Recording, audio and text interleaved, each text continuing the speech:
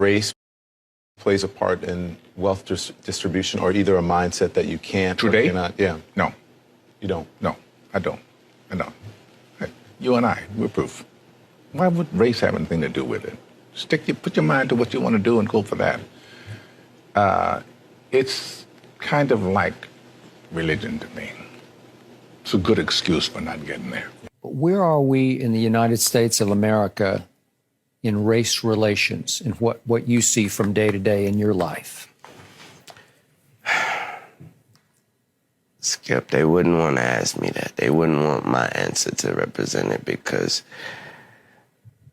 God knows I have been nothing but blessed. My whole path, these 33 years have been nothing but a blessing. I have never, never is a strong word, I've never dealt with racism, and I'm glad I didn't have to. There is a class of colored people who make a business of keeping the troubles, the wrongs, and the hardships of the Negro race before the public. Some of these people do not want the Negro to lose his grievances because they do not want to lose their jobs.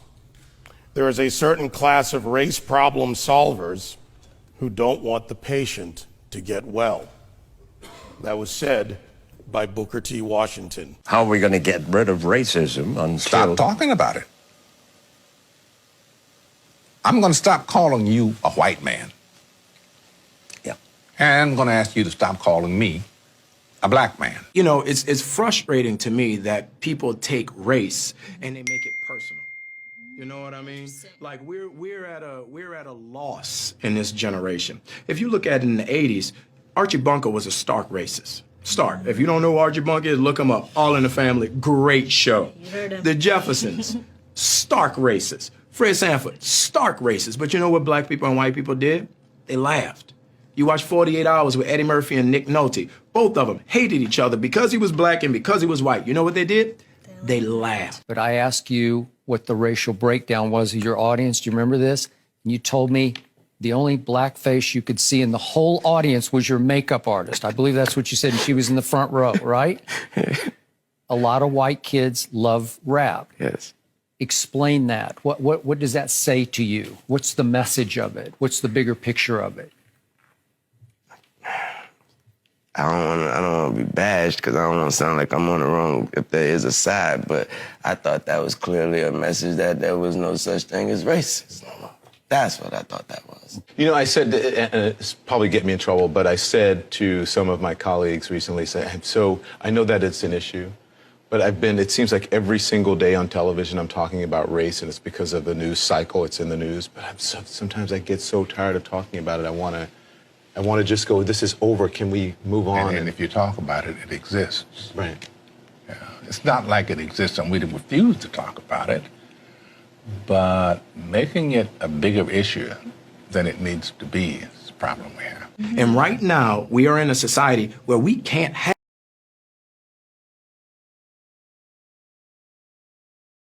a conversation because no one's willing to listen. People are just shouting. People are just Whatever they shouting. think. People are walking down the street, hashtagging everything, but no one's listening. Using wrong examples to present an argument leads us nowhere forward. I understand the emotion and I respect my opposition, but when you go into the areas of making false charges and living in the past, you do not address the issues of the present. And, you know, incarceration rates in America has been a problem, especially as opposed to minorities. And Roman delves into the issues around the legal system. Do you think we've made any headway in the I legal think it's more important to make headway in our own house.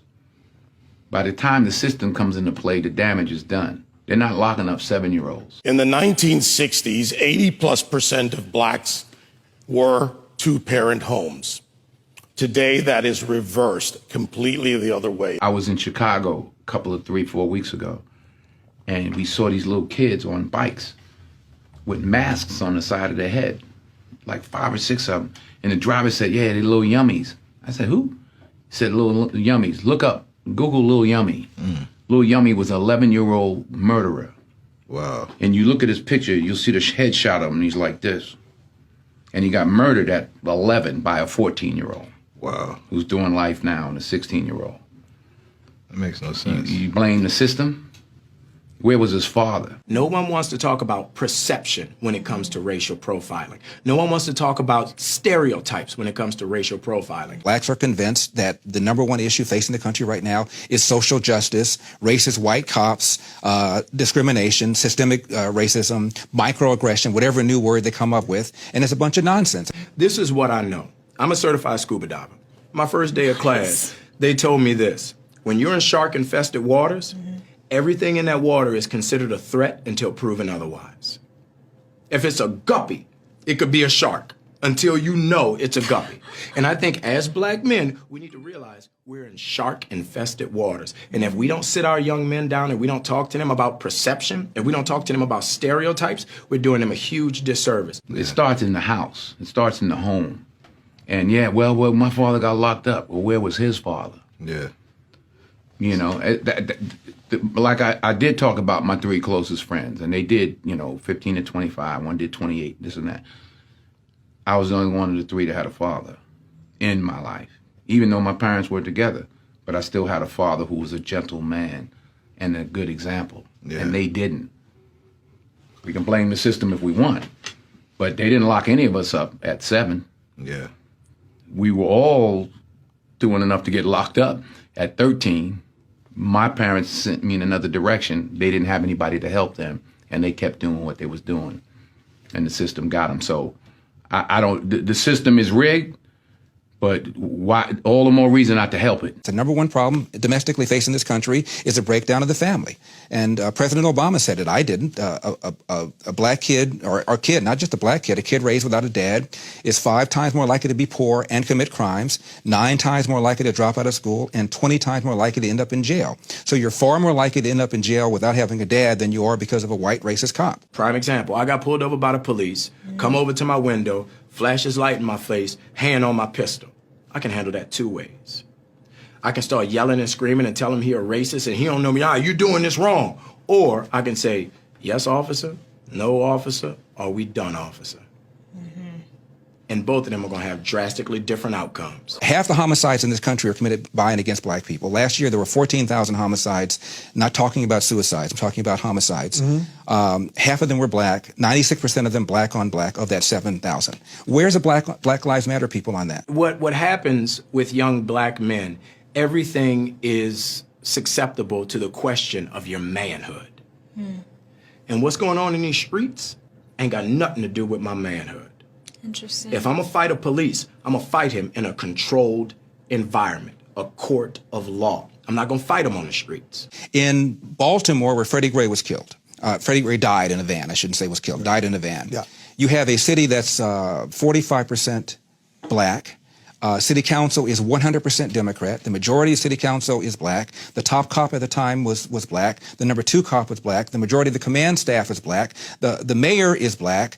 The AG is black. And yet here we are talking about racism. I mean, it's absurd. All cops aren't bad cops. 99% of cops are really good dudes and women. I've 99% of the people I've met that are cops are dope.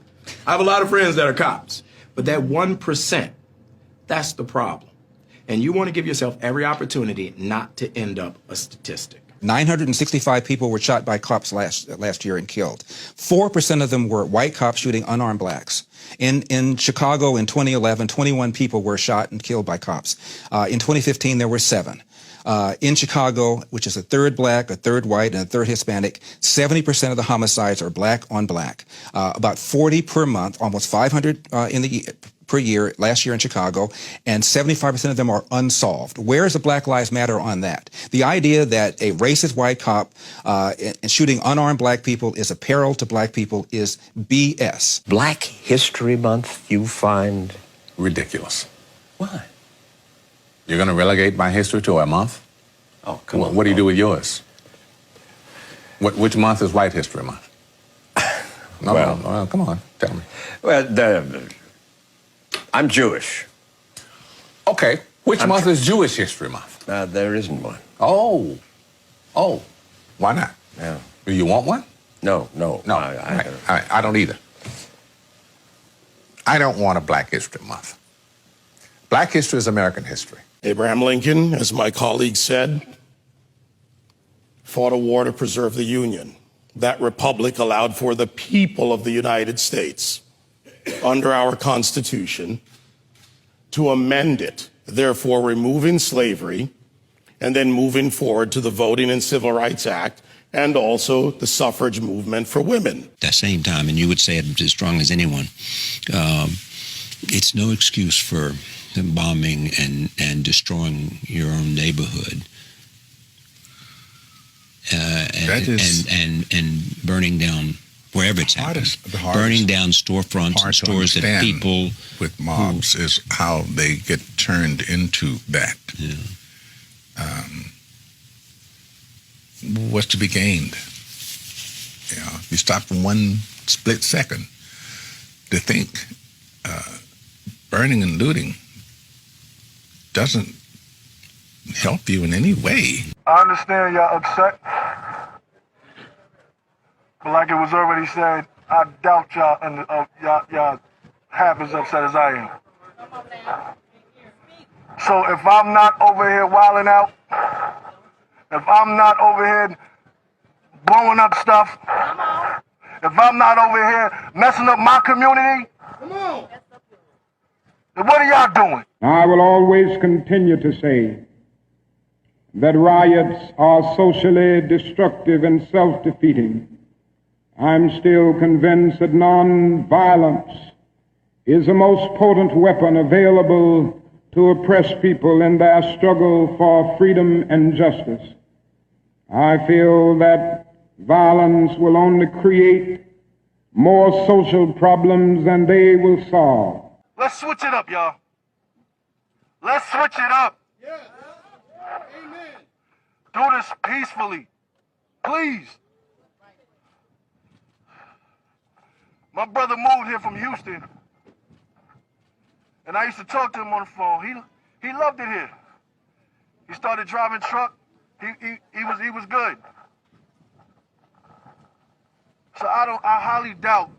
No, I don't know. I know he would not want y'all to be doing this. So I will continue to condemn riots and continue to say to my brothers and sisters that this is not the way. Continue to affirm that there is another way.